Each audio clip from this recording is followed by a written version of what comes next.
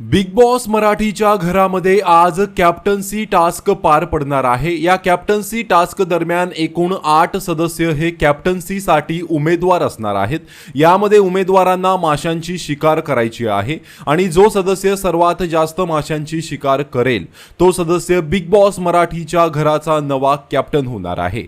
मात्र या captaincy task दरम्यान तन्वी कोलतेला मोठी दुखापत झाली आहे। संकेत आणि तन्वीमध्ये जास्त मासे घेण्यासाठी झटापट सुरू असते तेव्हा तन्वीला दुखापत होते आणि ती बेशुद्ध पडलेली आहे। त्यामुळे बिग बॉस मराठीने हे कॅप्टन्सी कार्य स्थगित केलं आहे। मात्र स्थगितीनंतरही जेव्हा कॅप्टन्सी टास्क सुरू होतो तेव्हा पुन्हा सदस्यांमध्ये जास्त मासे पकडण्यासाठी झटापट सुरू होते आणि पुन्हा घरामध्ये मोठा गोंधळ होतो, ज्यामुळे बिग बॉसने हे कॅप्टन्सी कार्य रद्द करण्याचा निर्णय घेतला आहे असं बोललं जात आहे। त्यामुळे पुढील आठवड्यात बिग बॉस मराठीच्या घराचा कॅप्टन कोणीच नसणार आहे असं बोललं जात आहे। तर या संदर्भात तुमची काय प्रतिक्रिया आहे कमेंट करून नक्की सांगा। धन्यवाद।